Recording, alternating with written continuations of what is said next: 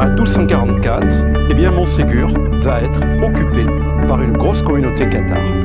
Il faut bien que ces gens-là vivent, s'abritent au quotidien pendant plus de 40 ans. Derrière moi, nous voyons une infime partie du village cathare. Cette partie-là a été dégagée par les archéologues de 1964 à 1998. Nous voyons donc des fondations de maisons qui ont été occupées par les cathares. C'est d'ailleurs ce qui fait l'intérêt sur le plan archéologique, car les vestiges que nous voyons ici, eh bien, sont des vestiges qui sont cathares, au sens du mot. Il n'y avait rien avant, à l'emplacement de ces vestiges, et il n'y aura plus de village après, puisque les croisés raseront ce village, et d'ailleurs iront reconstruire un autre village ailleurs, l'actuel village de Montségur d'ailleurs. Ces maisons, eh bien, on sait par les documents et par l'archéologie qu'elles étaient de plusieurs types. Alors il y avait les plus belles. Il y avait au moins 2 logis, ce qu'on appellerait aujourd'hui des maisons fortes, ou des châteaux forts plutôt. L'un de ces logis appartenait au seigneur en titre, qui était Raymond de Péreille. L'autre, le deuxième logis, appartient à son gendre, Pierre Roger de Mirepoix. Au-dessous de ces logis, il y a ce qu'on appelle dans les documents des domus, que sont là pour le coup de gros hôtels particuliers. Alors attention, à mettre entre guillemets bien évidemment, des maisons en pierre sèche pour la plupart, et les parties hautes étaient de bois. Ces domus étaient composés essentiellement de 2 voire 3 niveaux. Un rez-de-chaussée, un premier et un 3e étage sous comble qui lui était réservé plutôt au grenier au sens du mot entrepôt du grain.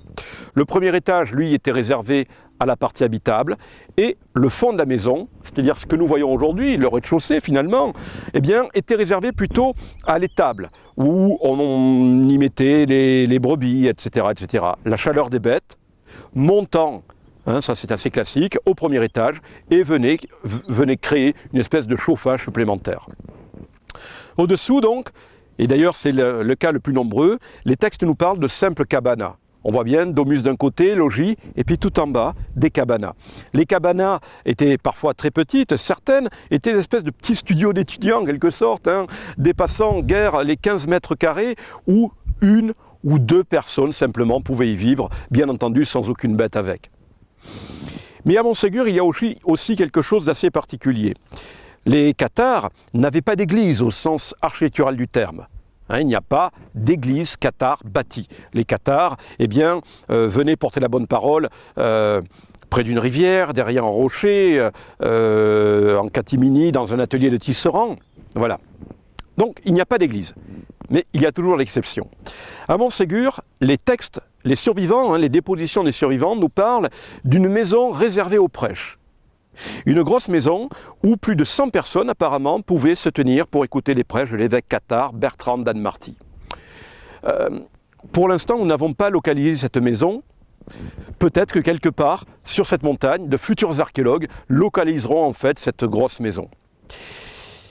Ces bâtiments étaient aussi complétés d'ateliers. On sait qu'à Montségur, il y avait des ateliers de tisserands.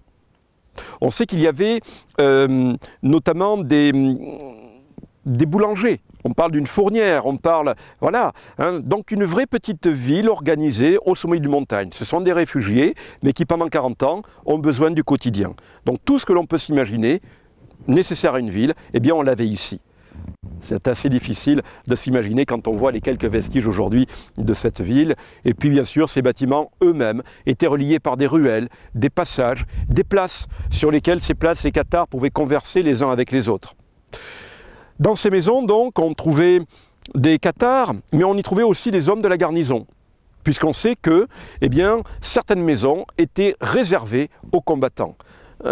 Il est difficile d'imaginer que les cathares qui prônaient justement la pauvreté, ou en tout cas, et notamment l'abstinence sexuelle, vivaient au quotidien le même local que les hommes de la garnison. Donc, ces maisons étaient, et peut-être même il y avait des quartiers spécialisés, des quartiers réservés plutôt aux combattants, des quartiers réservés aux femmes cathares, puis d'autres encore réservés aux hommes cathares. Voilà.